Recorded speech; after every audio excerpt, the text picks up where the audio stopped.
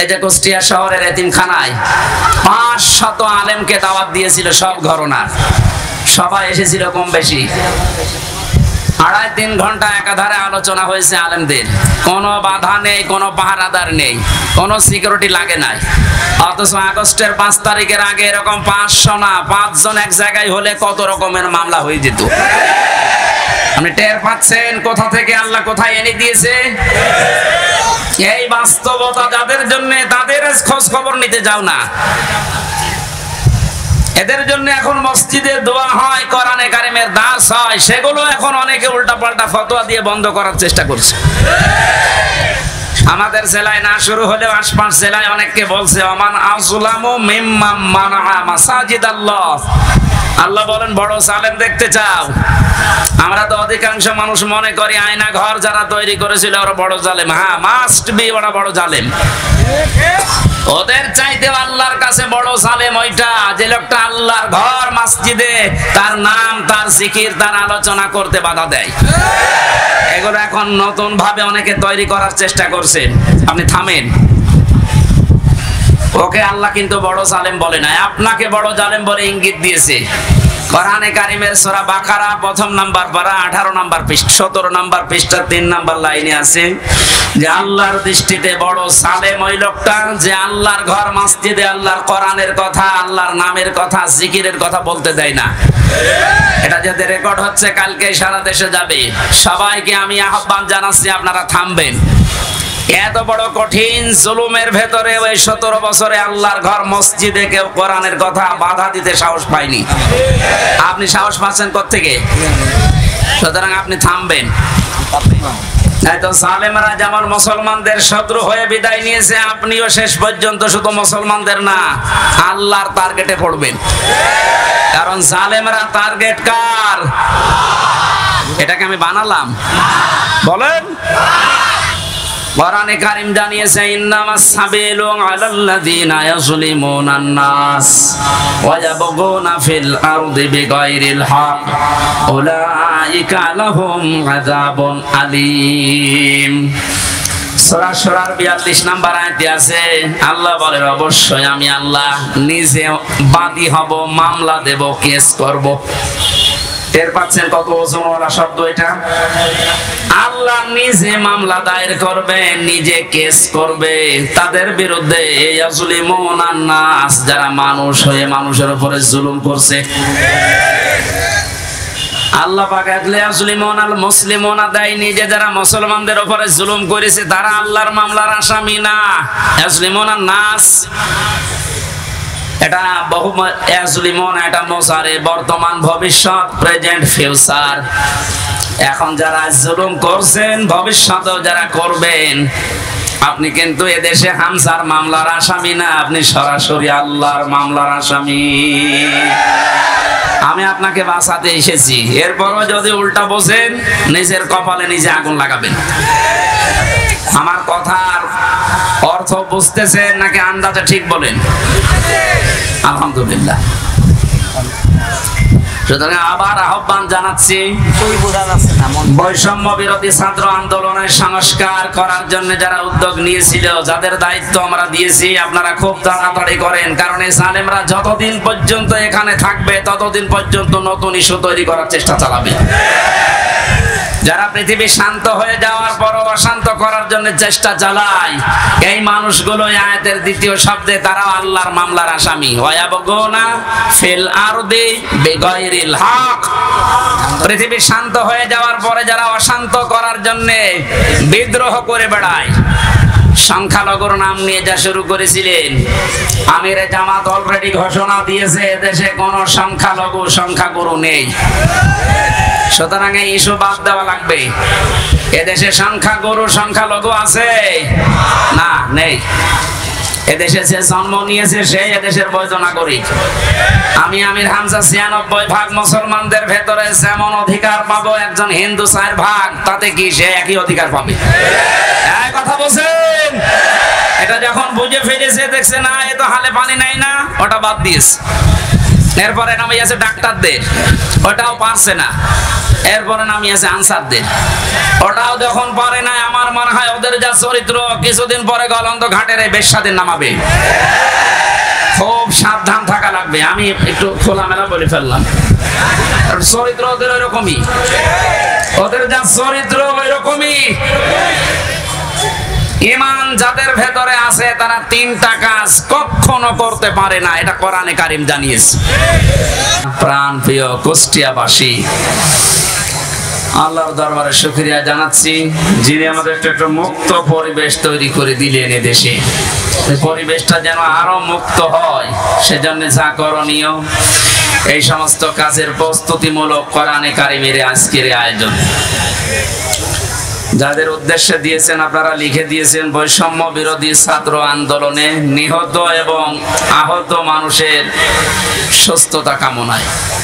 শব্দ দুইটা দিয়েছেন, নিহত এবং আহত। এই যে বৈষম্য দূর করার জন্য পৃথিবীতে আমরা জানি যুগে যুগে নবীদেরকে আল্লাহ যে পাঠিয়েছিলেন যে সমস্ত উদ্দেশ্য নিয়ে, তার ভেতরে এইটাও ছিল, তারা বৈষম্য দূর করার জন্য এসেছিলেন। এইটা থাকার কারণে আজ হাজারো মানুষ আমরা নীরবে জুলুমের শিকার হয়েছিলাম। বাংলাদেশের প্রত্যেকটা দিক এবং বিভাগে আমরা দেখতে পেয়েছি, যোগ্যতা থাকার পরেও বৈষম্যের শিকার হয়ে দুর্বিষহ জীবনযাপন করে চলেছিলাম, বিশেষ করে এই 17 বছর। কথা বুঝতেছেন? দেওয়ালে যখন একেবারে পিঠ ঠেকে গেছে, তখন আমরা শেষ পর্যন্ত দাঁড়িয়েছি যে না, এর বৈষম্য আর চলতে দেওয়া যাবে না। বিশ্ববিদ্যালয়ে আমরা জানি অনার্স মাস্টার্সকে যারা যে মানুষগুলো ফার্স্ট ক্লাস ফার্স্ট হয়, তাদেরকে শিক্ষক হিসাবে রেখে দেওয়া হয়। কিন্তু বাস্তবতা এমন জায়গায় পৌঁছিয়েছিল, আপনি ফার্স্ট ক্লাস ফার্স্ট না, তার উপরেও যদি কিছু হয়ে থাকে, আপনার ব্যাকগ্রাউন্ড যেটা আছে, দলীয় পরিচয় যদি না থাকে, আপনি ফেরেশতা আজরাইল জিবরাইল হলেও আপনাকে ওই জায়গায় দেবে না। অথচ যে জায়গায় যে চেয়ারটা, এখানে যদি ওই রকম যোগ্য মানুষ না বসিয়ে, যার রোল নাম্বার 71, কত, একটা ছেলে এসে বই খাতা ব্যাগ ম্যাগ সব নিয়ে হেড স্যারকে বলছে, স্যার হয় ছুটি দেন না আমি গেলাম। গেলাম মানে হেড স্যার তাকিয়ে দেখছে যে পজিশনে আছে, ওরে ছুটি দিলেও যাবে, ও না দিলেও ছুটি। তার রোল নাম্বার কত? স্যার 71। 71 নয়, ক্লাসে ছেলে মেয়ে কয়টা? 71টা। 71টা ছেলে মেয়ে, ওর রোল নাম্বার 71। ও খুব ভালো ছাত্র, ওর জীবনে কোনো উদ্দেশ্য আছে, কোনো এম আছে? শুধু আসে, খেলাধুলা করে আবার পালিয়ে যায়। আমরা বাস্তবে যা দেখলাম এই 15 থেকে 17 বছরে, যার রোল নাম্বার 1, এই মানুষগুলোকে তো এই চেয়ারে বসানোর দরকার ছিল। অথচ শুধু বৈষম্য বৈষম্য শব্দটা যে কত নিকৃষ্ট শব্দ, বাস্তবে আমরা এখন টের পাচ্ছি। সব জায়গায়, শুধু শিক্ষা ব্যবস্থা না, প্রত্যেকটা দিক এবং বিভাগে এই শুরু হয়ে গিয়েছিল। এই জুলুম অত্যাচারের বিরুদ্ধে যে মানুষগুলো জীবন দিয়ে গেল, বিশেষ করে আবু সাইদ সহ, মুগ্ধ ভাই সহ যতগুলো মানুষ জীবন দিয়েছে, এদেরকে আল্লাহ শাহাদাতের সর্বোচ্চ মাকাম যেন দান করে।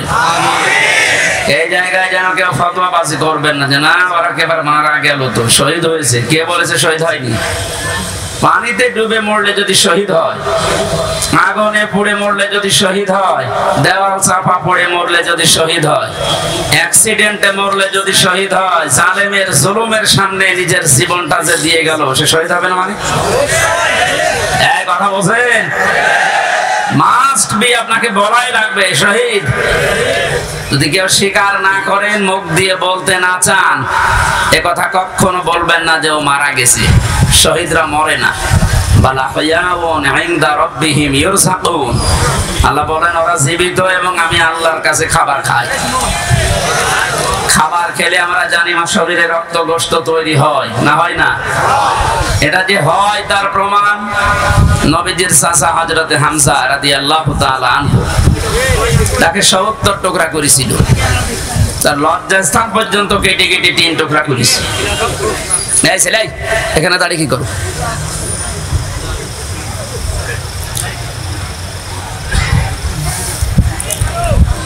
কুষ্টিয়াবাসী হযরতে হামজার এই টুকরা টুকরা অংশগুলো যখন নিয়ে এসে এক জায়গায় করেছিলেন, নবীজি দেখলেন কয়েক টুকরা পাওয়া যাচ্ছে না, যতটুকু পাওয়া যায় লাশটা সাজিয়ে রেখে দিয়েছিল সামনে। নিজের চাদরটা খুলে মাথা থেকে হাঁটু পর্যন্ত ঢাকা ছিল, বাকিটা ঢাকা যায় না। পাহাড়ের লতা পাতা দিয়ে নবীজি নিজে নিজের অংশটুকু ঢেকে দিলেন, কবরে দিলেন, ডাক দিয়ে বললেন, মাবুদ, হে আমার চাচা হামজা, জন্মের আগে আমার বাবাকে আমি হারিয়েছি, জন্মের কিছুদিন পরে আমার মা চলে গেছে, দাদার আন্ডারে ছিলাম, তিনিও চলে গেলেন। এ পৃথিবীতে সবচেয়ে বেশি কষ্ট যারা আমার জন্য সহ্য করেছিলেন তার ভেতরে এই লোকটা একজন। তুমি আমাকে নবী বানিয়েছো, রাসূল বানিয়েছো, আমি সাক্ষী দিচ্ছি এই চাচার উপরে আমি এখনো পর্যন্ত রাজি আছি। তোমাকে আমি আহ্বান জানাই, মাবুদ, তুমি আমার চাচার উপরে রাজি হয়ে যাও। কথাটা শুনতে যত ছোট মনে হচ্ছে, এ ব্যাপকতা কিন্তু অনেক বেশি। বিশ্ব নবী নিজে দাঁড়িয়ে বলছে, আল্লাহ, এই চাচার উপরে আমি রাজি আছি, এখনো পর্যন্ত খুশি আছি, আল্লাহ তুমি নিজেও রাজি হয়ে যাও। আল্লাহ খুশি না হয়ে পারবে? নবীজিতে কোনোদিন কথা বলা লাগেনি, শুধু মনের ভেতরে কামনা আসলেই কবুল হয়ে গেছে। অথচ আজকে নিজে তিনি দোয়া করছেন। কবর দেওয়ার 30 বছর পর একবার তার কবর ভেঙে গিয়েছিল মদিনায় ব্যাপক ঢলের কারণে। এ রক্তের স্রোতধারা আসছিল। ছোটবেলায় যারা তার সাথে যুদ্ধ করেছিল আজকে তারা বড় হয়ে গেছে। এই মুরব্বী মানুষগুলো রক্ত অনুসন্ধান করতে গিয়ে দেখে 30 বছর আগে মুহাম্মদ রাসূলুল্লাহর চাচা হযরতে হামজা রাদিয়াল্লাহু তাআলা আনহু উহুদের ময়দানে জীবন দিয়েছিলেন। যেখানে যেখানে কাফেরেরা তাকে টুকরা টুকরা করেছে, ওই জায়গাগুলো দিয়ে ফিনকি দিয়ে রক্ত বের হচ্ছে। মুসলমানেরা যদি খাবার এমনি না খাবে, আল্লাহ যে রিজকের কথা জানিয়েছেন, বালা হায়াউন ইনদা রাব্বিহিম ইউরসাকুন, তারা জীবিত এবং আমি আল্লাহর কাছে তারা রিজিক পায়। ওরা যদি রিজিকই না পাবে তাহলে আমার শরীর থেকে রক্ত আসলো কোত্থেকে? আমি 4 দিন আগে ছিলাম গাইবান্ধার গোবিন্দগঞ্জে। ওখানে সাব্বির নামে ইসলামী ছাত্র শিবিরের এক ভাই 1 মাস আগে শহীদ হয়েছিল। আজকে 5 তারিখ। গত মাসের 5 তারিখে শাহাদত বরণ করার পর প্রায় 26 দিন পরে কবরটা ভেঙে গিয়েছিল। যারা আমাকে নিয়ে গিয়েছে তারা বলছে ওই কবরে এখনো পর্যন্ত তাজা রক্ত বের হচ্ছে। এদের শাহাদত শব্দটা অনেক কঠিন এবং গুরুত্বপূর্ণ শব্দ। শাহাদত যারা বরণ করেছে এ মানুষগুলোকে মরে গেছে কখনো বলবেন না, এই জন্য তো শহীদ শব্দ লিখেছে। যারা মারা গেল, যারা শহীদ হয়ে গেল, এ মানুষগুলোকে মৃত বলতে মুখ দিয়ে আল্লাহ নিষেধ করে শুধু শেষ করেননি, মানুষ যেন ধারণাও না করে, এই জন্য ধারণার উপরও আল্লাহ দিয়েছেন নোটিশ। ওয়ালা তাহসাবান্নাল্লাযীনা কুতিলু ফি সাবিলিল্লাহি আমওয়াতা ইলা আখিরি আয়াত। সূরা আলে ইমরানের 169 নম্বর আয়াতের প্রথম অংশে আল্লাহ জানিয়েছেন, কোনদিন ধারণাও করবা না যে যারা শহীদ হয়েছে ওরা মারা গেছে। সুতরাং বৈষম্য দূর করার জন্য যারা জীবন দিয়ে গেল প্রায় 1000-এর উপরে ছাত্র ছাত্রী, সবগুলো যেন আল্লাহ শহীদ হিসাবে গ্রহণ করেন, বলেন আমিন। এই শাহাদত বরণ করানোর জন্য যারা ব্যস্ত ছিলেন এই মানুষগুলো প্রত্যেকেই জালেম এবং যারা এর সহযোগী। নবীজি তিরমিজি শরীফের হাদিসে জানিয়েছেন, যারা জালেম এবং জেনে শুনে জালেমের সহযোগিতা করে, সাহায্য করে, সাপোর্ট দেয়, ও সঙ্গে সঙ্গে নবীর উম্মত থেকে বের হয়ে যায়। আপনি কি বুঝলেন কি বললাম? এরপরও আমরা দেখতে পাচ্ছি জেনে হোক না জেনে হোক অনেকে উন্মাদনায় উদ্দীপনায় বিভিন্ন কায়দায় আর জালেমদের এখনো পর্যন্ত সাপোর্ট করে যাচ্ছে, তাদের সাফাই গাচ্ছে। আপনি কিন্তু নবীর উম্মত আর দাবি করতে পারবেন না, যে নবীর উম্মত থেকে খারিজ হয়ে যাবে। এই জন্য যারা জালেম এদেরকে এখনো পর্যন্ত সাহস দেওয়ার জন্য যারা বিভিন্ন পথ অবলম্বন করছে। কয়েকদিন আগে দেখতে পেলাম ভিডিওতে একজন বলছে, আপা আপনি ঘাবড়াবেন না, আপনি ঘাবড়ালে আমরা নরম হয়ে যাই। কত বড় শয়তান! চেহারার দিকে তাকিয়ে দেখলাম যে শয়তান তো আমি দেখিনি, যদি দেখতাম মনে হয় ওরকম হতো। সুতরাং বৈষম্য দূর করার জন্য যখন আন্দোলন হয়েছিল, সফল যখন হয়েছি, এদেশে কোনো বৈষম্য থাকবে না ইনশাআল্লাহ। সংস্কার যখন আরম্ভ হয়েছে, রাষ্ট্র সংস্কারের জন্য আন্দোলন ছিল না? এই কথা বলে না কেন? সংস্কার যখন আরম্ভ হয়ে গেছে অলরেডি, কোন জায়গা যেন বাদ না থাকে। গত কয়েকদিন আগে আমির জামাত আপনাদের এই শিলাইদা এসে বলে গেছে না যে সংস্কার যখন আরম্ভ হয়েছে, যারা দায়িত্বে আছে আমরা চাই ইনাদের হাতে যেন সংস্কার শেষ হয়। সুতরাং যারা আছেন বেশি দেরি করার দরকার নেই, খুব তাড়াতাড়ি যারা জালেম ছিল এবং জালেমের সহযোগী ছিল একটাও যেন পদে না থাকে। আজকে হলে আর কালকে যাওয়ার দরকার নেই, কারণ এই 1734 জন মানুষ যারা সবচাইতে বেশি জুলুম করেছে এই দেশে চেয়ারে বসে, এই মানুষগুলো আল্লাহর কাছে সব আল্লাহর মামলার আসামি। কেউ বাঁচাতে পারবে না আপনাকে।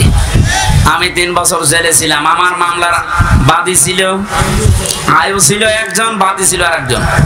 বাদী ছিল সরাসরি রাষ্ট্র, এই জন্য আমার এত দেরি হয়েছে। তাছাড়া মামলা ওটা যদি সাজাও লাগিয়ে দিত, সর্বোচ্চ 3 মাসের বেশি আমার রাখার কথা ছিল না। অথচ গত পরশুদিন আমার মামলা সব পুরা ঠিসমিস করে দিয়েছে, কিচ্ছু নেই, সব শেষ। আমি মনে করলাম জিজ্ঞাসা করে বিচারপতিকে, স্যার আপনি তো আগে ছিলেন, 3টা বছর আমার এই মামলা 30 থেকে 31 বার পর্যন্ত উঠেছে, একবারও জামিন দিলেন না। আজকে একেবারে বলছেন যে এর ভেতরে কোনো মাল ম্যাটারেস নেই, কি দেখে বিচার করবো? দা মানুষ তো আপনি একই আছেন আগে থেকে, তো আমার মনে হয় এর কথা বলতে বাধ্য হইতো যে কি করবো, হাত বাঁধা ছিল। কথা বলেন না কেন? একটা রাষ্ট্র কত বড় দুর্নীতিগ্রস্ত হলে জাতীয় মসজিদের খতিব পর্যন্ত পালিয়ে যায়। এটা থেকে আজ করা যাচ্ছে যে আমরা কোথায় ছিলাম। দেখেন এই লোকটার হাত আজকে খুলে গেছে। এতদিন যে লোকটাকে বারবার অ্যাডভোকেট যারা, উকিল যারা, ব্যারিস্টার যারা কত রিকোয়েস্ট করেছে, কত যুক্তি দেখিয়েছে যে একজন পরিচিত মানুষ, এটা গোপনে কিছু করে না, এরপরেও বলেছে না কিচ্ছু করার নেই, হবে না, যান। মাসের পরে মাস না, 3 মাস 4 মাস 6 মাস পরে একটা ডেট দিত এভাবে। অথচ টাকা পয়সা দিয়ে এগিয়ে 30 থেকে 31 বার তুলেছে, দেয়নি। এই লোকটা গত কয়েকদিন আগে যেভাবে সব দিয়ে দিলে, যে মোবাইলটাও দিয়েছে, 3 বছর আটকিয়ে রেখেছিল, গত বর্ষদিন দিয়ে দিয়েছে। আমি ভাবলাম যে আল্লাহ, এইরকম হাত বাঁধা লোক এদেশে আর নেই, আছে মানে সব জায়গায়। সুতরাং হাত যাদের খুলে গেছে, আপনি যেন আর হাত বাঁধা না হয় এই কাজ করবেন। আর যারা দায়িত্ব পেয়েছেন আপনাদের আহ্বান জানাচ্ছি, সংস্কার খুব তাড়াতাড়ি শুরু করেন, নয়তো মাসে মাসে কিন্তু ইস্যু তৈরি করে ওরা বিশৃঙ্খলা করবে। তৈরি করার চেষ্টা চালিয়েছিল হিন্দুদেরকে দিয়ে, হালে পানি নেয়নি। এই কথা বলছে না কেন? আনসারদের দিয়ে আক্রমণ চালানোর চেষ্টা চালিয়েছে, কিন্তু হালে পানি নেয়নি। দেশের মানুষ বুঝে ফেলেছে 42,000 আনসার নিয়োগ হয়েছে কয়েক বছরে, তার ভেতরে 35,000 গোপালগঞ্জের। 42,000-এর 35,000 যদি হয় গোপালগঞ্জে, তা বাকি ঘাস কাটছি। এই জন্য বৈষম্য বিরোধী আন্দোলনে যে কথাগুলো ছিল, যে দফাগুলো ছিল, সবগুলোর সাথে আমরা একমত। বিশেষ করে শেষ কথা, যেটা শেষ দফা, এক দফা এসেছিল যে আমরা জালেমের পদত্যাগ চাই। আল্লাহ এই এদাবের সাথে আল্লাহ নিজেও ছিলেন। আমার তো মনে হয় শুধু ছাত্ররা না, এদের সাথে আল্লাহ আবাবিল পাঠিয়েছিলেন। আল্লাহ রাব্বুল আলামিন যেহেতু সব কিছু সংস্কার চলছে খুব তাড়াতাড়ি, যেন এই 1634 জন যারা বসেছিলেন অধিকাংশই পালিয়েছে, বাকি একটাও যেন না থাকে যারা এতদিন পর্যন্ত বৈষম্যের শিকার হয়েছে, তারা যেন এখন এই চেয়ার গুলোতে বসে। এইটাই হবে ন্যায় বিচার। এটা কি হবে? এই ন্যায় বিচারের জন্য আমরা আন্দোলন করেছিলাম। কথা বলেন ঠিক কিনা? সুতরাং শহীদ এবং আহত যারা আছে, এখনো হাজার হাজার মানুষ আহত, তাদের সুস্থতা কামনা করছে, কারণ সুস্থতা দেওয়ার একচ্ছত্র মালিকানা আল্লাহ। ঔষধ যদি আপনি একেবারে 24 ঘন্টা খাওয়াতেই থাকেন, আল্লাহর পক্ষ থেকে যদি এটা না আসে তাহলে আপনি সুস্থ হবেন না। এটা আমরা বিশ্বাস করি। তো ঔষধের কোনো ক্ষমতা আছে? ক্ষমতা কার? আরো জোরে এটা বাস্তবে নিয়ে আসা লাগবে। ইন্নাল্লাহা আলা কুল্লি শাইইন কাদির, সব ক্ষমতার মালিক আল্লাহ। সুতরাং যারা অসুস্থ আছেন, আল্লাহকে আমরা সব ক্ষমতার মালিক মনে করি, বিশ্বাস করি। উনি আমাদেরকে, এই অসুস্থ মানুষদেরকে যেন আবার স্বাভাবিক জীবনে ফিরিয়ে দেন। হ্যাঁ, কিছু মানুষের জীবন স্বাভাবিক হবে না, যাদের চোখ উড়ে গেছে, যাদের পা শেষ হয়ে গেছে। আমি সদর থানার সদর হাসপাতালে গিয়েছিলাম 6 তারিখের পরে। অনেক জনের দেখলাম এমন এমন অঙ্গ নেই যে কিয়ামত পর্যন্ত হায়াত বেড়ে অঙ্গ আর আসবে না। লজ্জা স্থান উড়ে চলে গেছে একজনের। এটা আমাদেরকে মুক্ত জীবনে ফিরিয়ে দেওয়ার জন্য এত বড় স্যাক্রিফাইস যারা করেছে। বাংলাদেশে জামাত ইসলামী কুষ্টিয়া জেলা শাখার উদ্যোগে যে একটু সহযোগিতার হাত বাড়িয়েছিল, প্রত্যেকটি পরিবারে অন্তত 2 লক্ষ করে টাকা দিয়ে একটু দাঁড় করিয়েছে। এদেশে টাকাওয়ালা মানুষ আর নেই? বলেন। এখন স্বাভাবিক অবস্থায় আমরা ফিরতে পারলাম না। যারা এই মুক্ত জীবন এনে দিল, তারা এখনো কাতরাচ্ছে। আর যে মানুষগুলোর কিছু হয়নি, এরা আন্দাজে লাফাচ্ছে যে না, সব বন্ধ করে এখন আমাদের এই জিনিস দাও। এরা আরেক জালেম। কথা বলেন। আমান আযলামু মিম্মান মানাআ মাসাজিদাল্লাহি আন ইউযকারা ফিহা ইসমুহু ওয়া সাআ ফি খারাবিহা ইলা আখিরি আয়াত সূরা বাকারা। না, বিভিন্ন জায়গায় কাদা আছে, থাকে এভাবে শোনা যাচ্ছে না? এইভাবে শোনেন ভাই, একটু পরে আজান দেবে, এইভাবে শোনেন। আমি গতানুগতিক কথা বলি না, আমি যা বলি ওখান থেকে শিক্ষা নিয়ে আসি। ভালো করে খেয়াল করেন তো। এই যে 2700 মানুষের জীবনের বিনিময়ে তাদের আহত হওয়ার পরিবর্তে আমরা এই মুক্তভাবে এই ময়দানে এখন কথা বলছি। বাংলাদেশ জামাত ইসলামী কুষ্টিয়া জেলা শাখার উদ্যোগে কয়েকদিন আগে এই যে কুষ্টিয়া শহরের এতিমখানায় 500 আলেমকে দাওয়াত দিয়েছিল, সব ঘরনার। সবাই এসেছিল কম বেশি। 2.5-3 ঘন্টা একাধারে আলোচনা হয়েছে আলেমদের। কোনো বাধা নেই, কোনো পাহারাদার নেই, কোনো সিকিউরিটি লাগে নাই। অথচ আগস্টের 5 তারিখের আগে এরকম 500 না, 5 জন এক জায়গায় হলে কত রকমের মামলা হয়ে যেত। আপনি টের পাচ্ছেন কোথা থেকে আল্লাহ কোথায় এনে দিয়েছে? এই বাস্তবতা যাদের জন্য, তাদের খোঁজ খবর নিতে যাও না। এদের জন্য এখন মসজিদে দোয়া হয়, কোরআনে কারিমের দাস হয়, সেগুলো এখন অনেকে উল্টাপাল্টা ফতোয়া দিয়ে বন্ধ করার চেষ্টা করছে। আমাদের জেলায় না শুরু হলেও আশপাশ জেলায় অনেককে বলছে আমান আযলামু মিম্মান মানাআ মাসাজিদাল্লাহ। আল্লাহ বলেন, বড় জালেম দেখতে চাও? আমরা তো অধিকাংশ মানুষ মনে করি আয়না ঘর যারা তৈরি করেছিল ওরা বড় জালেম। হ্যাঁ, মাস্ট বি, ওরা বড় জালেম। ওদের চাইতে আল্লাহর কাছে বড় জালেম ওইটা, যে লোকটা আল্লাহর ঘর মসজিদে তার নাম, তার জিকির, তার আলোচনা করতে বাধা দেয়। এগুলো এখন নতুন ভাবে অনেকে তৈরি করার চেষ্টা করছেন।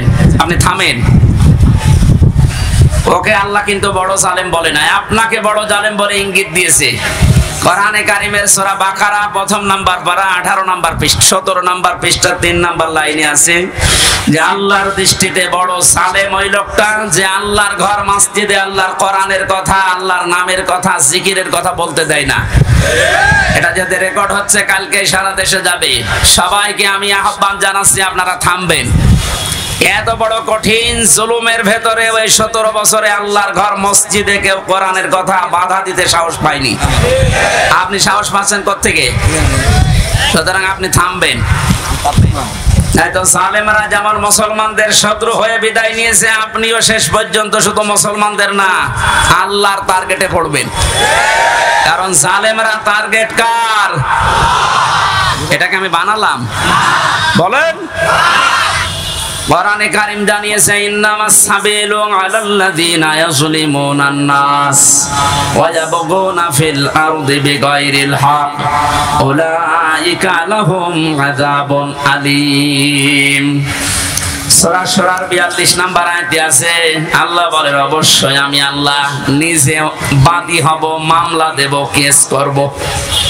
টের পাচ্ছেন কত ওজনওয়ালা শব্দ এটা?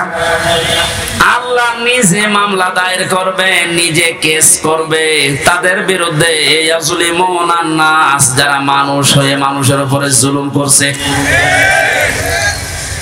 আল্লাহ পাক ইয়াজলিমুনাল মুসলিমুনা দেয়, নিজে যারা মুসলমানদের উপরে জুলুম করেছে তারা আল্লাহর মামলার আসামি না। ইয়াজলিমুনান নাস এটা বহু ইয়াজলিমুন, এটা মুজারে, বর্তমান, ভবিষ্যৎ, প্রেজেন্ট, ফিউচার। এখন যারা জুলুম করছেন, ভবিষ্যতেও যারা করবেন, আপনি কিন্তু এদেশে হামজার মামলার আসামি না, আপনি সরাসরি আল্লাহর মামলার আসামি। আমি আপনাকে বাঁচাতে এসেছি, এরপরও যদি উল্টা বোঝেন নিজের কপালে নিজে আগুন লাগাবেন। আমার কথার অর্থ বুঝতেছেন নাকি আন্দাজে ঠিক বলেন? আলহামদুলিল্লাহ।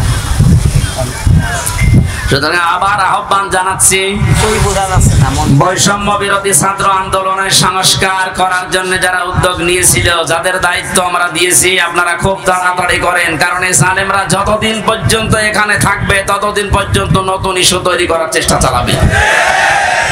যারা পৃথিবী শান্ত হয়ে যাওয়ার পরও অশান্ত করার জন্য চেষ্টা চালায়, এই মানুষগুলো আয়াতের দ্বিতীয় শব্দে তারা আল্লাহর মামলার আসামি। ওয়ায়াবগুনা ফিল আরদি বিগাইরিল হক, পৃথিবী শান্ত হয়ে যাওয়ার পরে যারা অশান্ত করার জন্য বিদ্রোহ করে বেড়ায়, সংখ্যালঘুর নাম নিয়ে যা শুরু করেছিলেন, আমিরে জামাত অলরেডি ঘোষণা দিয়েছে এদেশে কোনো সংখ্যালঘু সংখ্যাগুরু নেই।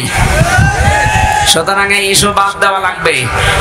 এদেশে সংখ্যাগুরু সংখ্যালঘু আছে না? নেই। এদেশে যে জন্ম নিয়েছে সেই এদেশের বৈধ নাগরিক। আমি আমির হামজা 96% মুসলমানদের ভেতরে যেমন অধিকার পাবো একজন হিন্দু 4%, তাতে কি সে একই অধিকার পাবে? এই কথা বলছেন। এটা যখন বুঝে ফেলেছে, দেখছে না এ তো হালে পানি নাই না, ওটা বাদ দিয়েছে। এরপরে নামে আছে ডাক্তারদের, ওটাও পারছে না। এরপরে নামে আছে আনসারদের, ওটাও যখন পারে না, আমার মনে হয় ওদের যা চরিত্র, কিছুদিন পরে গলন্দ ঘাটের এই বেশ্যাদের নামাবে। খুব সাবধান থাকা লাগবে। আমি একটু খোলামেলা বলে ফেললাম, চরিত্র ওদের ওইরকমই, ওদের যা চরিত্র ওইরকমই। ঈমান যাদের ভেতরে আছে তারা 3টা কাজ কখনো করতে পারে না, এটা কোরআনে কারীম জানিয়েছে। সূরা ফুরকানের ভেতরে আছে 19 নম্বর পারার 4 নম্বর পৃষ্ঠা 14 নম্বর লাইনে। আপনি বাড়িতে যে তাফসীর মিলিয়ে দেখবেন, ঈমান যাদের আছে কয়টা কাজ করতে পারে না? আরো জোরে। এই 3টা কাজ যদি করে ফেলে তাদের শাস্তি আল্লাহ দেবেন ডবল। এই এখানে গল্প বন্ধ করো, একেবারে নড়াচড়াও বন্ধ। والذين لا يدعون مع الله إلها آخر, আল্লাহ পাক বলেন ঈমান যাদের আছে এই পৃথিবীতে তারা আল্লাহ বাদে অন্য কাউকে ডাকতে পারে না। এটা অন্যান্য জেলার কথা বাদ দিলাম, আমাদের জেলাতে এখন আস্তে আস্তে তৈরি হয়েছিল রাষ্ট্রীয়ভাবে, অনেকে নিজের অর্থ দিয়ে হলেও এই কাজটা প্রতিষ্ঠিত করার চেষ্টা চালাচ্ছিল। এই যে আপনাদের থানায় মাজার আছে না, লালনের মাজার, কত মানুষ বাংলাদেশের বিভিন্ন প্রান্ত থেকে এসে একটা অর্ধ অলঙ্গ মেয়ে লোক কোথা থেকে নিয়ে এসে আমার পাশে দাঁড় করিয়েছে, ছবি তুলতেছে যে এটা সকালে ছেড়ে দেব, মানুষ বুঝবে দেশে যে হুজুর কত খারাপ। ও ছোট মানুষ, তো বয়স আমার সেম, আমার 32 ও 30 ওই সময়। হাও মাও করে কাঁদছিল ওই ফাঁসির কন্টেম সেলের ভেতরে। আমার বলছে হামজা আমি তো একেবারে অসহায়, যে কেউ নেই। বললাম এক এসআই কে ডেকে, ভাই আপনারা যা করছেন এটাকে হারুন স্যার জানে? জানে না মানে উনি তো করছে। মজলুম অবস্থার দোয়া কবুল হয় আমার বিশ্বাস আছে। মন থেকে বরদোয়া করলাম, আমার যা যা ওরা দেখেছে, আল্লাহ আমার সাথে যারা জড়িত এদেরকে তুমি ওইভাবে অপমান করো। আল্লাহ করায়নি। হারুনের রাস্তায় বের হওয়ার আর সম্ভাবনা আছে? ওর নাম এখন মানুষ হারুন ভুলে গেছে, ওর নাম এখন 3 ইঞ্চি। মহিলারা পর্যন্ত জিকির করছে 3 ইঞ্চি 3 ইঞ্চি। কত অপমান করবে আল্লাহ বলে। সেদিন কুষ্টিয়ার জেলা আমির অধ্যাপক আবুল হাশেম সাহেব একটা আয়াতের ব্যাখ্যা করছিলেন আলেমদের সমাবেশ। অনেক জালেমরা মনে করেছিল যে জিয়ারে ছিলাম, এমন হয় আল্লাহ আমাদের ভালোবেসেই দিস। আমারে কুষ্টিয়ার সদর থানায় যেদিন অবশ্যই 11 সালে প্রথম গ্রেপ্তার করে, আমি সুদের বিরুদ্ধে বলেছিলাম, এই আমার অপরাধ ছিল। আমারে শিবির করে, শিবিরের ক্যাডার রক্কাইটি বেড়ায় আন্দাজে। এগুলো নিয়ে যখন নিয়ে গেল, আমারে বলছে ওসি সাহেব, ওই সময় আসাদুজ্জামান নামে এক ওসি ছিল, গোপালগঞ্জে বাড়ি। আমারে বলছে হুজুর কুলিল্লাহুম্মা মালিকাল মুলকে তুতিল মুলকা মান তাশা, এই আয়াতের অর্থ বলেন তো। বললাম আল্লাহ যারে চায় তারে ক্ষমতা দেয়, যারে চায় নামিয়ে দেয়। আমারে বলছে এটা আপনি মানেন তো? মানে না মানে? হাসিনা যে এখন আছে এটা আল্লাহ চেয়েছে, জায়গা মতো হাত দিয়েছে। শয়তান যাবে মাদাল হলো তার ঠিক আছে, কোন দিকে নিয়ে গেছে দেখিছে। কথা শেষ করার পরে আমি যেটা এখান থেকে বের করতে পারি, ওনারা বোঝাতে চায় যে আল্লাহ আমাদেরকে দয়া করে, মায়া করে, মহব্বত করে, ভালোবেসে এই চেয়ারে রেখেছে। আমরা যা করছি এ কোনো অসুবিধা নেই, আল্লাহ আমাদেরকে। এক কথা বলে না কেন? সূরা আলে ইমরান 4 নাম্বার পারার 12 নাম্বার পৃষ্ঠার 7 নাম্বার লাইনের 178 নাম্বার আয়াতে আছে, ওয়ালা ইয়াহসাবান্নাল্লাযীনা কাফারু আন্নামা নুমলি লাহুম খায়রুল লিআনফুসিহিম ইন্নামা নুমলি লাহুম লিয়াজদাদু ইসমা ওয়ালাহুম আযাবুম মুহিন। ঠিক আছে। আল্লাহ পাক বলেন কাফেরেরা ধারণা করে যে ক্ষমতার চেয়ারে বিত্ত বৈভব, টাকা পয়সা, অর্থ সম্পদ আল্লাহ আমাদেরকে দিয়েছে ভালোবেসে মহব্বত করে। আল্লাহ পাক বলেন না, এগুলো এদেরকে দিয়েছি এদের পাপ যেন পরিপূর্ণ হয়ে যায়। পরিপূর্ণ হয়েছে না হয়নি? হয়েছে বলে আল্লাহ আয়াতের শেষে দিয়েছেন লাহুম আযাবুম মুহিন, তাদের জন্য আমি অপমানজনক শাস্তির ব্যবস্থা করে রেখেছি। এদেশে আলেমদের বিরুদ্ধে যারা সোচ্চার ছিল সবচাইতে বেশি, এই কালামানিক এত বড় অপমান আল্লাহ করেছে, ওর বিসি পর্যন্ত আউট করে দিয়েছে। টকশো থেকে যেন ডাবিং করে বলছে ওরা আমার বিসিতে মারলো কেন? আর কি অপমান হবেন আপনি? তো এখন যে অবস্থায় আছে আমার মনে হয় ওর মরে যাওয়া ভালো। কথা বলেন। এজন্য আহ্বান জানাবো, যাদের নেতা ঠিক নেই, আদর্শ ঠিক নেই, আপনি ফিরে আসেন। আপনি কিন্তু জাহান্নামে যাচ্ছেন। আপনি যাই ভুল বোঝেন আর মনে করেন। আল্লাহ আপনাকে হেদায়েত দান করুন, আমিন। সূরা তাওবার 119 নম্বর আয়াতটা আমরা পড়েছিলাম। কোন সূরা? এর নামকরণ, শানে নজুল, ঐতিহাসিক প্রেক্ষাপট এবং বাস্তব 9টা শিক্ষা আছে আয়াতের। এবং এখান থেকে তাফসীর আকারে যে কথা বলতে আরম্ভ করব, এখন কি সময় পাবো? তো আজকে মাহফিল আছে ত্রিমোহনীর পাশে, ত্রিমোহনী, কুষ্টিয়া ত্রিমোহনের পাশে। রাত্রে এসার পরে আমি উঠবো, আমার মনে হয় তাফসীর আকারে ওখানে কথা বলবো। আজকে আমাদের আব্দুল গফুর সাহেব আছে প্রধান অতিথি, ওখানে আপনারা দাওয়াত দিয়ে গেলাম, যাবেন। খুব সংক্ষেপে করছি। ইয়া আইয়ুহাল্লাযীনা আমানু, আল্লাহ ঈমানদারকে ডাক দিয়েছেন। আমরা ঈমানদার না বেঈমান? আমাদেরকে আল্লাহ ডাক দিয়েছেন ইত্তাকুল্লাহ, আমাকে ভয় করো। আল্লাহকে ভয় করলে 9টা ফল পাওয়া যায় দুনিয়ায়, আখিরাতে পাওয়া যায় 27টা। এই বিষয়ের উপর আজকে আমরা ওখানে কথা বলছি। তাকুনু মা'আস সাদিকিন, তোমরা সত্যবাদীদের সঙ্গে থাকো কাজে এবং কর্মে। আল্লাহ রাব্বুল আলামিন বাস্তবে আয়াতটা আমি খুব ব্যাখ্যা করার জন্য সময় না পাওয়ার কারণে দুঃখিত। আগামীতে যেহেতু আজকে এশার পরে ওখানে যাবেন, কোন মাস সাদিকিনের উপরে কথা বলবেন ইনশাআল্লাহ। আল্লাহুম্মা আমিন। উল্টিয়ে ডাকতো, আল্লাহ বাদে অন্য কাউকে ডাকা জায়েজ? আরো জোরে। আপনি বুঝে ডাকেন আর না বুঝে ডাকেন, আপনার শাস্তি ডবল হবে যদি এখনো বন্ধ না করেন। বাংলার বিভিন্ন প্রান্তে গণাটা এখনো পর্যন্ত অনেকে জারি রেখেছে। গত বর্ষদিন চট্টগ্রামের নূরে বাংলা আর ওই যে জাঙ্গি হুজুর এমন পিটানি খেয়েছে, ইসলামের নাম নিয়ে শয়তানগুলো আল্লাহর নামটা পুরা পাল্টিয়েছে। ওরা আল্লাহর নামে কিছুক্ষণ জিকির করার পরে পরে ইয়ালি বাবা, শালি বাবা, আগলা বাবা, পাগলা বাবা আন্দাজে জিকির বানাতো। তাহলে কোরআনের আয়াত অনুযায়ী আল্লাহর পাশাপাশি অন্য কাউকেও যারা ডাকে তাদের শাস্তি হবে ডবল। আরো জোরে। কি সুন্দরভাবে মিলিয়েছে দেখেছেন। কোরআনে কারীম জানিয়েছে, ওয়ালিল্লাহিল আসমাউল হুসনা ফাদউহু বিহা ওয়া যারুল্লাযীনা ইলহিদুনা ফি আসমাই ইলা আখিরি আয়াত। সূরা আরাফ 9 নাম্বার পারার 13 নাম্বার পৃষ্ঠার 5 নাম্বার লাইনে আছে, এটা 179 নাম্বার আয়াত। আল্লাহ পাক বলেন, আমি আল্লাহর অনেক সুন্দর সুন্দর নাম আছে, যে নামে পারো আমাকে ডাকো, কিন্তু সাবধান, আমার নামের সাথে যারা ইলহাদ করে, আমার নামকে যারা পরিবর্ধন করে দেয়, নামের সাথে উল্টাপাল্টা কিছু জুড়ে ডাকে, তাদের সাথে ডাকবা না। আমি এত গভীরে যেতাম না, শুধু রেকর্ড হচ্ছে কারণে বলছি, সারা দেশে কালকে ছড়াবে। আপনারা সাবধান। ঈমান যাদের আছে তারা যেহেতু তিনটি কাজ করতে পারে না, আর তারা যদি করে ফেলে তাদের কিন্তু ডবল শাস্তি হবে।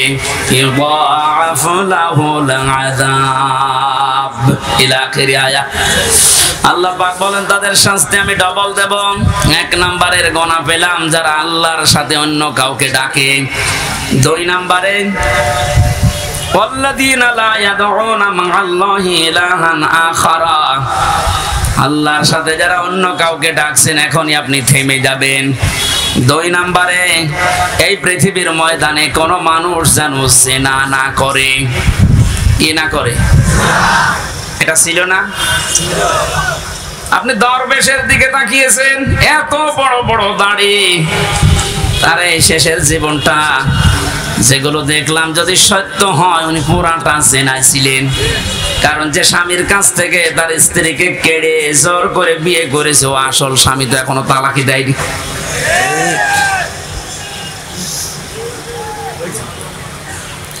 আমাদের সাবধান থাকা লাগবে। আমাদের ঈমান যাদের ভেতরে আছে এরকম কোন গুনাহ যেন আমাদের ভেতরে না আসে। মুমিন মরে যেতে পারে কিন্তু জিনা করতে পারে না।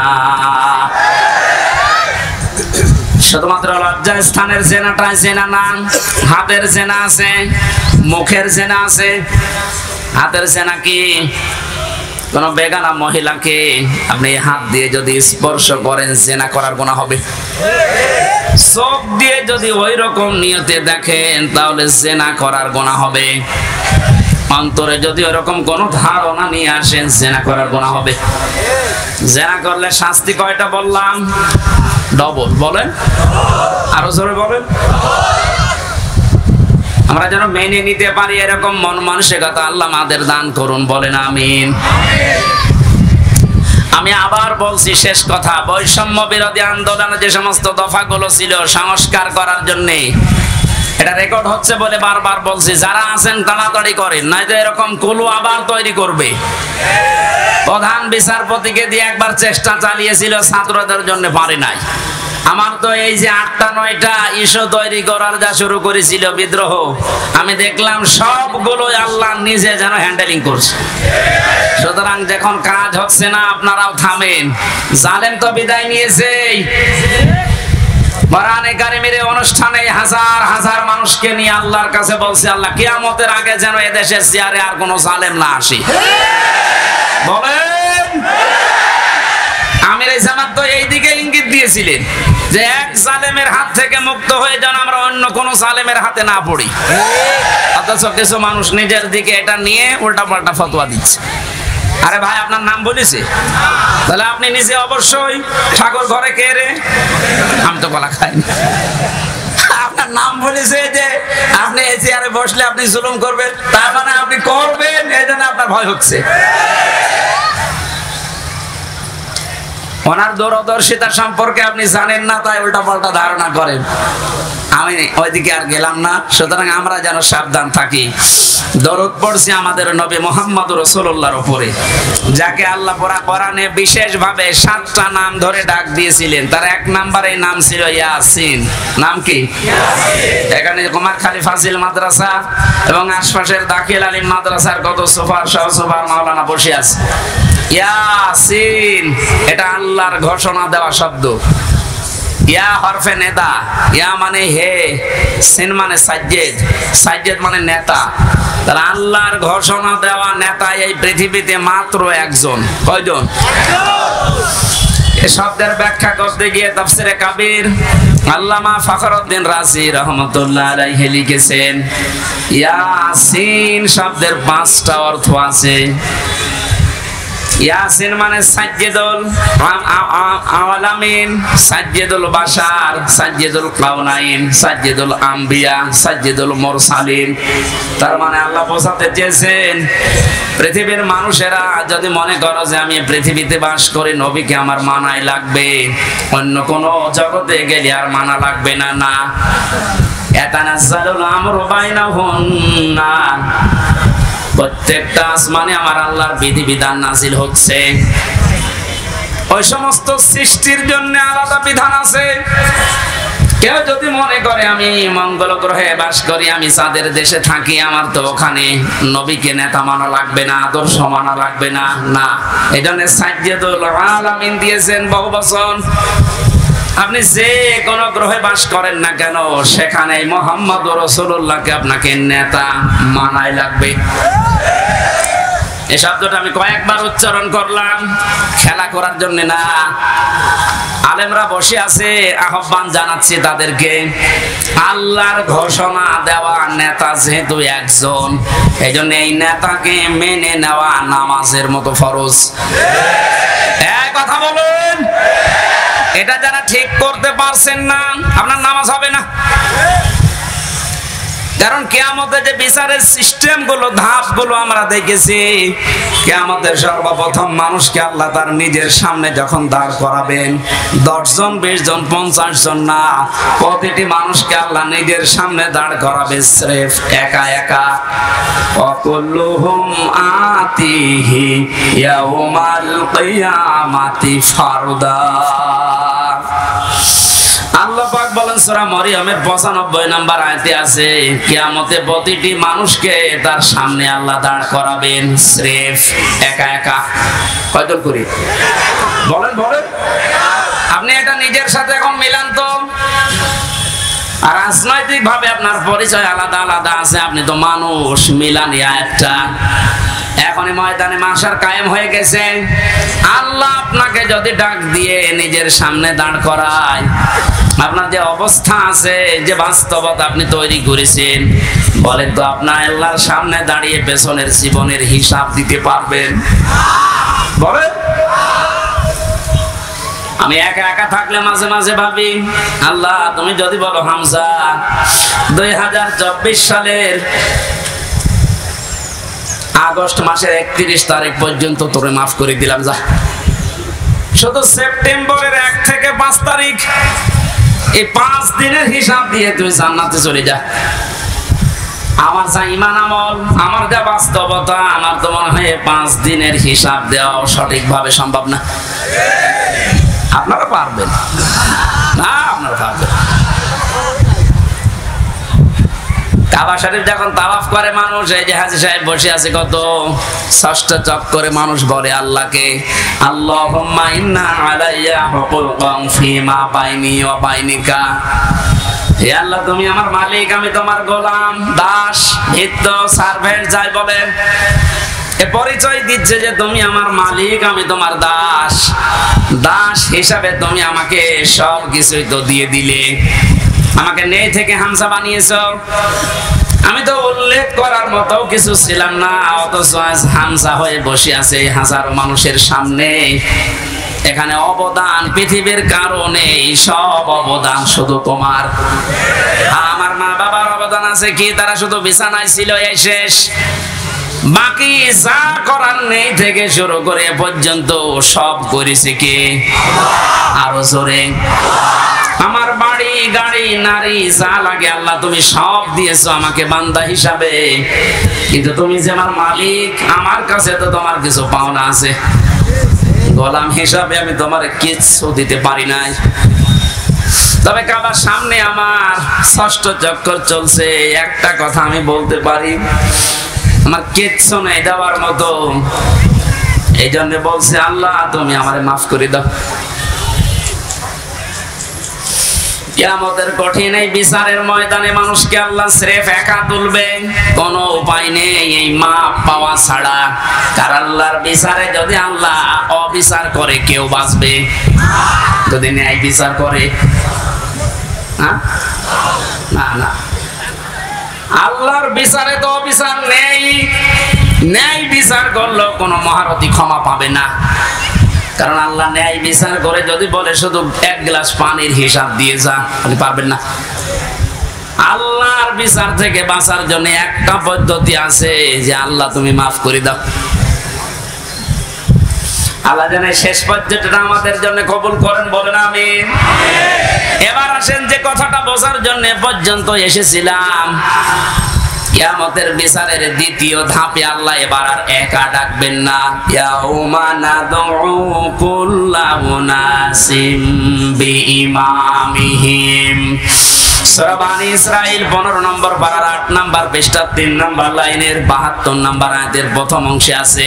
এটা ফি জিলালিল কোরআনের তাফসিরে আছে, বিস্তারিত আছে। আমি শুধু সামারাইজ করে বলছি, কিয়ামতে প্রতিটি মানুষকে এবার বিচারের দ্বিতীয় ধাপে আল্লাহ ডাকবে তার নেতার সাথে। এটা যদি রাজনীতি মনে করে কেউ চলে যান, আপনার কপালে আগুন লাগবে। আল্লাহর কসম, এটা শুধু দুনিয়ার সাথে না, আখিরাতের সাথে রিলেটেড। এই জন্য আমি একটু তুললাম, না তো বলতাম না। কিয়ামতের ময়দানে আল্লাহ যখন মানুষকে তুলবে, প্রতিটি মানুষকে এবার দ্বিতীয় সিস্টেমে তুলবে তার নেতার সাথে। কার সাথে? কুমারখালীবাসী আগে নেতা, এরপরে কর্মী। আপনার বিবেককে এবার প্রশ্ন করেন তো, আপনি যে নেতার আদর্শ মেনে চলেন, যার পেছনে স্লোগান দেন, যাকে রায় দিয়ে ভোট দিয়ে নেতা বানিয়েছেন, এই লোকটার যে চরিত্র, এর যা সুরাত সিরাত আর এর যা ঈমান আমলের অবস্থান, ও যদি আল্লাহর সামনে দাঁড়ায়, আপনি তার পেছনে, ওরে দেখলেই তো আল্লাহ রাগ হয়ে যাবে। ও বলছে ঠিক, তার মানে ও ধরা খেয়ে বসে আছে। যদি এখনই বলে ঠিক যে আমি যারে মানি ওরে আল্লাহ দেখলে আল্লাহর রাগ হবে, আপনি তো ধরা খাবেন। কথা তো সত্যি, এইটাই আসল কথা। আপনি যারা ধরা না খান, সুতরাং এমন মানুষের পেছনে থাকা লাগবে, এমন মানুষকে আদর্শ হিসাবে সামনে নিয়ে আসা লাগবে, যারে দেখলে আল্লাহ খুশি হয়ে যায়। এখন এই লোকটা কি? আফজাল সাহেব না। এখন দেখেন তো আফজাল সাহেবের কাটিতে পড়ে কিনা। সারা নেশা 5 নাম্বার পারা 6 নাম্বার পৃষ্ঠা 9 নাম্বার লাইনের 59 নাম্বার আয়াতের প্রথম অংশে আছে, ইয়া আইয়ুহাল্লাযীনা আমানু আতিউল্লাহা ওয়া আতিউর রাসূলা ওয়া উলিল আমরি মিনকুম। আল্লাহ ইমানদারকে ডাক দিয়েছেন, ইমানের দাবি করো, তে পূরণ করবা না। তোমাদের দাবি হচ্ছে তোমরা আল্লাহর ইতাআত করো, রাসূলের আনুগত্য করো, আর উলিল আমর তোমাদের ভেতরে যারা নেতৃত্ব দেয় এদের মেনে চলো। কুষ্টিয়াবাসী বাংলাদেশের 64 জেলার ভেতরে এই কুষ্টিয়াকে আমি বেশি ভালোবাসি, কারণ এই জেলাটা আমার। আমি চাই আপনারা বাঁচেন, বেঁচে থাকেন, যেন জাহান্নামী হয়ে না যান। এই যে আতিউ, এটা কিন্তু ভার্ব, এটা ফেল, এটা ক্রিয়া। এই শব্দটা আল্লাহ নিজের নামে রাসূলের নামে দিয়েছেন, উলিল আমরের আগে দেননি। কি কথা বলেন না কেন? আমি যতগুলো তাফসীর পড়েছি সব মুফাসসির আয়াতের ব্যাপারে ব্যাখ্যা এটাই লিখেছেন, আল্লাহ রাসূলকে মানা লাগবে, কোনো প্রশ্ন করা যাবে না। কিন্তু আল্লাহ রাসূলের পরে যদি কিয়ামত পর্যন্ত আপনি কাউকে মানতে চান, নেতা হিসাবে নেতৃত্ব দেবে, তাকে যদি মেনে চলতে চান, মাস্ট বি দেখাই লাগবে এই লোকটা আল্লাহ রাসূলকে মেনে চলে কিনা। আরে এই আয়াতটা বাংলাদেশে আজ কায়েম হয়ে গেলে তো ইসলাম চলে আসে। এক কথা বলেন না কেন? আল্লাহ রাসূলকে যে লোক মেনে চলে না, ও আমার বাবা হলে ওরে আমি মানি না, এ কথা মানবেন কারা দেখি? লিল্লাহি তাকবীর। এই দেখেন তো হাত তোলেনি কে? আলহামদুলিল্লাহ, ঠিক আছে। আপনার ওয়াজ তো হয়ে গেছে, এবার মোনাজাত করে দিই। আবার কি ওয়াজ করবো? এটাই তো, আল্লাহ রাসূলকে যে মানে না সে আমার বাবা হলেও মানি না, তাহলে এদেশে আর কিছু থাকবে? ইসলাম চলে আসবে ইনশাআল্লাহ। আমরা জরিপ দেখতে পাচ্ছি আগস্টের 5 তারিখের আগে একরকম ছিল, এই আজকে রাতের পাল্টিয়ে গেছে। এই মাত্র 30 দিনে পুরা পাল্টিয়ে গেছে। 16 জন চাইতো এই দেশে ইসলাম রাষ্ট্রীয়ভাবে কায়েম হোক 5 তারিখের আগে। এখন জরিপ যেটা বলছে, এই 1 মাসের ব্যবধানে বাংলাদেশে এখন প্রায় 35 জন মানুষ চাচ্ছে দেশে ইসলাম কায়েম হোক। এটা যদি এভাবে চলতে থাকে, 51 জন যেদিন হবে সেদিন কোন মহারথী আর বাধা দিয়ে ঠেকাতে পারবে না ইনশাআল্লাহ।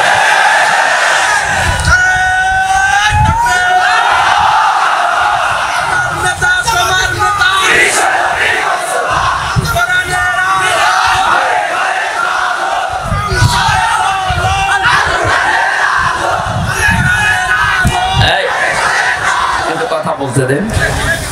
কয়েকদিন আগে সিরাজগঞ্জে ছিলাম, একটা আমি দোকানে ঔষধ নেওয়ার জন্য, আমার মুখ বাঁধা ছিল, বসে আছি। একটা লোককে বলছে, ভাই যে আমির হামজা আসতেছে, ওয়াজ শুনতে যাবেন না? উনি জবাব দিয়েছে, ওয়াজ কি শুনতে যাব, গেলে তো রাজনীতি হবে। চিন্তা করেন তো ওর মন মানসিকতা কোন দিকে। আমি কি রাজনৈতিক দলের কোন লিডার? এই বলেন, আমি কি ঘোষণা দিয়েছি যে আমি ভোটে দাঁড়াবো? আপনারা এত ভয় কেন? রাজনীতি এটা কোরআনের একটা অংশ। 903 জায়গায় আল্লাহ ডাইরেক্ট ইনডাইরেক্ট এই শব্দগুলো দিয়েছে। রাজনৈতিক জীবনে যেন আপনি জাহান্নামে চলে না যান, এই জন্যই তো পাহারা দিচ্ছি। এক কথা বলেন। আর আপনি উল্টা বুঝে না এটা রাজনীতি হবে। রাজনীতি হবে মানে কোরআন বাদ দিয়ে রাজনীতি আছে? কোরআন বাদ দিয়ে যারা রাজনীতি করেছে তাকান, দরবেশ পর্যন্ত 36,000 কোটি টাকা ঋণ করেছে। যেহেতু কোরআন ছিল না, এই জন্যই তো এত দুর্নীতি। কোন জায়গায় যেন এই দুর্নীতি আর ফিরে আসতে না পারে। আল্লাহ রাব্বুল আলামিন নবীকে ডাক দিয়েছিলেন কয়টা নাম ধরে? 7টা। কয়টা? 7টা নামে ডাক দিয়েছেন পুরা কোরআনে। তার 1 নম্বরে হচ্ছে ইয়াসিন। সুতরাং আপনি যদি পৃথিবীর কোন জায়গায় বাস করেন, আপনাকে নেতা হিসাবে, আদর্শ হিসাবে মানা লাগবে মুহাম্মদুর রাসূলুল্লাহকে। যদি বলেন না আমি পৃথিবীতে থাকি না, আমি থাকি মঙ্গল গ্রহে, ওই টাকা বলেন বলেন। এই জন্য মুফাসসির দিয়েছেন সাইয়্যিদুল আলামিন, বহু বছর যেখানেই থাকেন সেখানেই নবীকে মানা লাগবে কিয়ামত পর্যন্ত। আল্লাহ আমাদেরকে, অনেকে বলে যে ইয়াসিন সূরা একবার পড়লে 10 খতম কোরআন শরীফের সওয়াব হয়। হ্যাঁ হয়। এর ভেতরে যে 83টা শিক্ষা আছে, আপনি তো একটাও মানেন না, কিসের সওয়াব হবে আপনার? এর প্রথম শিক্ষা এইটা যে ইয়াসিন আল্লাহর ঘোষণা দেওয়া নেতা। কয়জন নেতা? নেতা বারবার বলছি মানে রাজনীতি মনে করছে। এটা যদি রাজনীতি হয়, এইটাই রাজনীতি। বলেন বলেন। মুহাম্মদুর রাসূলুল্লাহ যতদিন পর্যন্ত খাবারের এই ছড়িকে আবু জাহেলের মাথা থেকে আবু বকরের মাথায় নিয়ে আসতে না পেরেছেন, ততদিন তিনি মানুষের মুখে হাসি ফোটাতে পারেননি। খাবার তো একই ছিল, খাবার একই ছিল না, শুধু ছড়িটা আবু জাহেলের মাথা থেকে নামিয়ে আবু বকরের মাথায় তুলে দিয়েছিলেন, হযরত ওমরের মাথায় তুলে দিয়েছিলেন। সিস্টেম একই ছিল, মানুষও এক, খালি পাল্টিয়েছে ছড়িটা। ওর জামানায় থাকতে মানুষ না খেয়ে মরেছে, আর হযরতে আবু বকর ওমরের জামানায় এসে মানুষ না খেয়ে মরেছে। আমরা তো এইটাই চাই কোরআন দিয়ে। কথা বলে না কেন? আল্লাহ ঘৃণিত করে দেন যে মানুষগুলো সীমা ছাড়িয়ে যায়, তাদের বসবাসের জায়গা পর্যন্ত আল্লাহর কাছে ঘৃণিত। এটার বাস্তব প্রমাণ হচ্ছে আবু জেহেলের বাড়ি। কাবা শরীফ তাওয়াফ করার পরে আমি যখন উপরে গেলাম দেখলাম আমার পেটে ব্যথা করছে। পুলিশকে ডাক দিয়ে বললাম, ভাই এতক্ষণ তো ভালো ছিলাম, এখন পেটে ব্যথা করছে মানে? পুলিশ তার আমার ভাষা বোঝে নাই। আমার বলছে, ইয়া হাজিউল হুজ্জাত আয়না বিলা দোকান। ও হাজি, দেশ কোথায়? যে তুমি বাংলাদেশ। বাংলাদেশ থেকে এসেছি। ওর ভাষা দিয়ে আমারে বোঝাচ্ছে, ভাই হাজি সাহেব আপনি জানেন না এটা কোন জায়গা? না তো। আবু জেহেলের বাড়ি। আপনি এখনো পায়খানা না করে দাঁড়িয়ে আছে, তাড়াতাড়ি করেন। সত্যি কথা বলছে, পায়খানা করে দেখি পেটের যে ব্যথা ছিল সব ভালো হয়ে গেছে। আল্লাহ আমাকে জানাতে চেয়েছে, হামজা 4.5 লাখ টাকা খরচ করে আসলে ওই সময় 16 সালে, এখনো পায়খানা না করে দাঁড়িয়ে আছো, তাড়াতাড়ি করো। ওর বাড়ি পর্যন্ত আল্লাহ এত ঘৃণিত, এত নিন্দিত বানিয়েছে। জায়গাটা কিন্তু দামি জায়গা, কাবার পাশে। এমনকি নবীজির বাড়ি ওর বাড়ি থেকে, কাবার থেকে আরো দূরে ছিল, কারণ কাবার পাশে আবু জেহেলের বাড়ি, এরপরে নবীর বাড়ি। কাবার পাশে যতগুলো জমি জায়গার দাম বেশি না কম বলেন? শুধু জালেমের বসবাস হওয়ার কারণে আল্লাহ আন্তর্জাতিক টয়লেট বানিয়ে দিয়েছে। তামাম দুনিয়ার মানুষ এই কাজ করে। কি আমি এতক্ষণ কি বলছি? এদেশে যারা জুলুম করেছে তার জায়গা জমি বাড়ি ঘর যত দামি হোক, এটা আল্লাহর কাছে এখন ঘৃণিত। কারণ দেখবেন মুজদালিফা থেকে যখন মানুষ যায়, একটা জায়গা আছে খুব তাড়াতাড়ি হাঁটে, কারণ এটা গজবের জায়গা। জালেমদের জায়গাগুলো এত বেশি ঘৃণিত, নিন্দিত, এত বেশি অপমানকর হয়ে যায় আল্লাহর কাছে, আল্লাহ ওইটাকে পর্যন্ত আর পছন্দ করে না, ওখানে জালেম থাকতো তাই। সুতরাং বাংলার কুষ্টিয়া জেলা সহ যত জায়গায় জালেমের বসবাস ছিল, আহ্বান জানাচ্ছি যারা দায়িত্বে আছেন এই জায়গাগুলো ইন্টারন্যাশনাল পায়খানা বানিয়ে দেন। একটু বেশি বলে ফেললাম? না বেশি হয়নি, কম হয়েছে। কারণ এই জায়গা থেকেই তো ইসলাম মানবতা ধ্বংস করার জন্য ওখানে বসে বসে দুর্বিসন্ধি করতো। কুষ্টিয়া এরকম জায়গা ছিল না, যেখানে যেখানে ছিল ওগুলো পায়খানা বানিয়ে দিন। মানুষ যেন কিয়ামত পর্যন্ত কুষ্টিয়া জেলায় যারা আসবে তারা যেন জানে যে জালেম তো একটা ছিল এই দেশে। আসিফ মাহমুদ নামে যে উপদেষ্টা কয়েকদিন আগে ঘোষণা দিয়েছে, আয়না ঘর এদেশ থেকে যেন ধ্বংস করা না হয়, ওটা স্মৃতি হিসাবে রেখে দেন। সারা বিশ্বের মানুষ আসবে, মানুষ যেন জানে যে এই পৃথিবীর ময়দানে বাংলাদেশ নামে একটা দেশ ছিল, সেখানে একটা জালেম ছিল। মানুষ কত কঠিন হৃদয়ের হলে আয়না ঘর বানাতে পারে, আমার মাথায় আজও ধরে না। আমান আজমের ঘোষণা শুনেছেন কয়েকদিন আগে? একটা মানুষ কত বড় কষ্ট পেলে কথাগুলো বলতে পারে বলেন? অনেকে বলছেন আমরা মাফ করে দিলাম। হ্যাঁ, মাফ করে দিয়েছেন, ঠিক আছে। সারা দেশের 18 কোটি মানুষ যদি মাফ করে দেয়, আয়না ঘর যারা জড়িত ছিল, ব্যারিস্টার আরমানের বউ মাফ করবে না, জীবনও করবে না। আপনি ওই জায়গায় পৌঁছাননি তাই বুঝতেছেন না। আমি মাত্র কয়েকদিন ছিলাম মাটির নিচে। এতে আচরণ মানুষের, এখানে যারা থাকে এরাও কিন্তু মানুষ, এরা শুধু একটু উপরে উঠবে, পথ পাবে, এই কারণে এত কঠিন আচরণ করতো। মুফতি ফখরুল ইসলাম আমার সাথে ছিল যতদিন, উনি বলছিল, ভাই আমারে নিয়ে এই পায়ের ভেতর দিয়ে হাত দিয়ে সামনে যে রড আছে রডের সাথে লাগিয়ে তালা লাগিয়ে দিত, 24 ঘন্টা তালা লাগানো। পায়খানা প্রসাবের জন্য মাত্র 1.5 মিনিট সময় দেয়, খাবারের জন্য অতটুকু সময় দিয়ে তারপরও যে খাবার 3-4টা তরকারি দিয়ে মনে হচ্ছে কে মাখিয়ে দিয়েছে। জেলে আমার সাথে পাশাপাশি যখন বেড ছিল, আমারে বলতো, হামজা আমার মাঝে মাঝে মনে হতো আল্লাহ ওরা আমাকে যদি মেরে ফেলে মেরে ফেলুক, কিন্তু এটা যদি একটু শুতে দিত। এই যে শুয়ে থাকা, এটা যে কত বড় নিয়ামত আমি ওই 3 মাসে বুঝেছিলাম। একটা দিনও আমাকে কাজ হইতে দেয়নি, 24 ঘন্টা ঘুমালে তাড়াতাড়ি আবার ডেকে দেয়। আমার 11 ঘন্টা টাঙিয়ে রেখেছিল, হাতের ভেতরে হ্যান্ডকাপ দিয়ে, তাও পেছনে, পায়ের ভেতরে ডান্ডা বেড়ি লাগিয়ে, কালো কাপড় দিয়ে চোখ বেঁধে, মাথার ভেতরে দড়ি লাগিয়ে টাঙিয়ে রেখেছে 11 ঘন্টা। অথচ বিষয় আমি কিচ্ছু জানি না। একটু যদি পা মারতে ঠেকে যায়, উপর থেকে 4 তলা 5 তলা থেকে ক্যামেরা দেওয়া আছে, গরম দেয়, ওই একবারে ঘুম ভেঙে যায়। এই দুপুর 2টায় নিয়ে গেছে, একবারে রাত 11টায় নিয়ে এসেছে। বলেন তো একটা মানুষ এভাবে টিকে থাকতে পারে? আমার নামাজ পড়তে দেয়নি, জোহর আসর মাগরিব এশা সব নামাজ আমি ইশারায় পড়েছিলাম। ও কখন সময় হচ্ছে কখন সময় হয় না আমি তো কিছু জানি না, কারণ মাটির নিচে। কঠিন পরিস্থিতি তৈরি করে এখনো অনেকে বলছে, হ্যাঁ কি করেছে যে ওর পালিয়ে যাওয়া লাগলো? কি করেছে মানে আপনি টের পাচ্ছেন কি করেছে? চলেন আপনারা 10 দিন একটু রাখি, কি করেছে আপনাকে দেখাবো।